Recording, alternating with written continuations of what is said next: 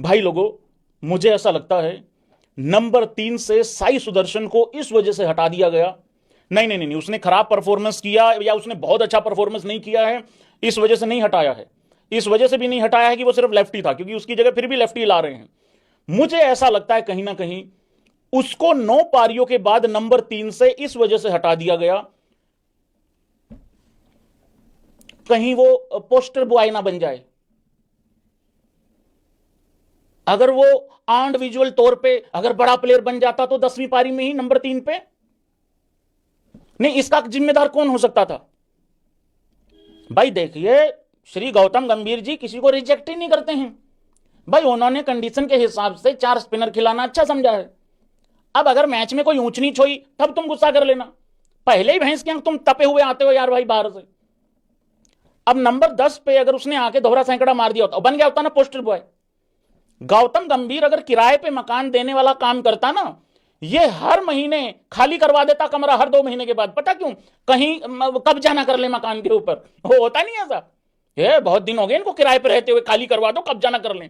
तो वो वाला है भाई, इस हिसाब से कि पोस्टर बॉय ना बन जाए, तो ये वाला कारनामा है उस हिसाब से। बाकी देखते हैं यार, नंबर 3 और नंबर 4 या 1 2 3 4 अगर आप देखो भाई, ये स्पेशलिस्ट का काम है। उसके बाद चलो विकेट कीपर आ जाता है और बाकी चीजें आ जाती हैं, ऑलराउंडर आ जाते हैं। फिर यार देखो, वाशिंगटन सुंदर की तो मुझे कोई डाउट नहीं है भाई। क्या लगता है वाशिंगटन सुंदर को अगर 10 मैच मिले, सॉरी 10 पारियां मिले, वो परफॉर्म नहीं कर देगा नंबर 3 पे?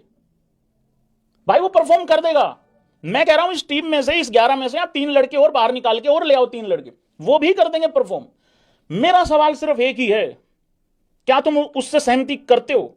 मेरा सवाल एक ही है, क्या हम किसी एक बैटिंग ऑर्डर पे टिकेंगे? क्या हम किसी एक के साथ कंसिस्टेंट होंगे? या फिर हमने ये डिसाइड कर लिया है कि अब साई सुदर्शन कभी नहीं खेलेगा? देखो, करुण नायर का मुझे समझ में आ रहा था, उसको 8 साल के बाद वापस मौका मिला। उसने इंग्लैंड में उतना अच्छा किया नहीं जितना करना चाहिए था, हालांकि मुझे लगता था वेस्ट इंडीज के खिलाफ उसको मौका देना चाहिए, बट चलो उसको नहीं दिया, उसकी कहानी हमेशा के लिए समाप्त हो गई। अरे साई का तो ये था ना कि यंगस्टर है, उसके तो फेलियर भी तुम वो करोगे, मतलब सपोर्ट करोगे, फेलियर भी सपोर्ट करोगे भाई। और एक बात नहीं समझ में आती गौतम गंभीर की, पिछली जो पारी खेली है ना उसने, साई सुदर्शन ने, उससे पहले हम सब कह रहे थे ड्रॉप कर दो, ड्रॉप कर दो, ड्रॉप कर दो, कुछ नहीं कर रहा। और वैसे भी वो कोई दोहरे सैकड़े मार के बाहर नहीं हुआ। लेकिन जब उसने परफॉर्म कर दिया, मैंने कहा भाई अगली सीरीज पक्की हो गई, ले तेरी ऐसी की तैसी, निकाल दिया बाहर।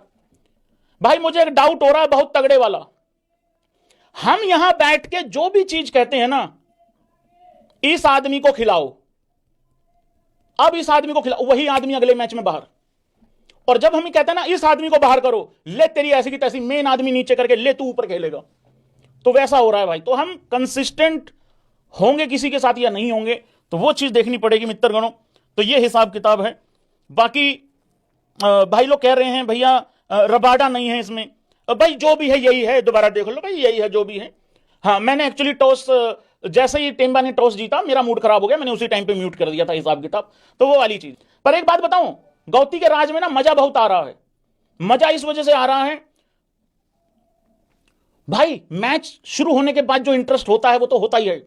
गौती की कोचिंग में एक चीज तो हो गई है, देखो शुरू में तो बहुत बुरा लग रहा था, अब पड़ गई आदत।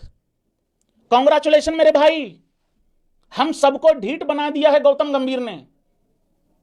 देख रहे हो, असर ही नहीं हो रहा। कौन कौन है मेरे जैसा, अब नहीं हो रहा असर। चाहे बुमराह आ जाए नंबर 3 पे खेलने के लिए, अब तो कोई हैरानी परेशानी नहीं हो रही।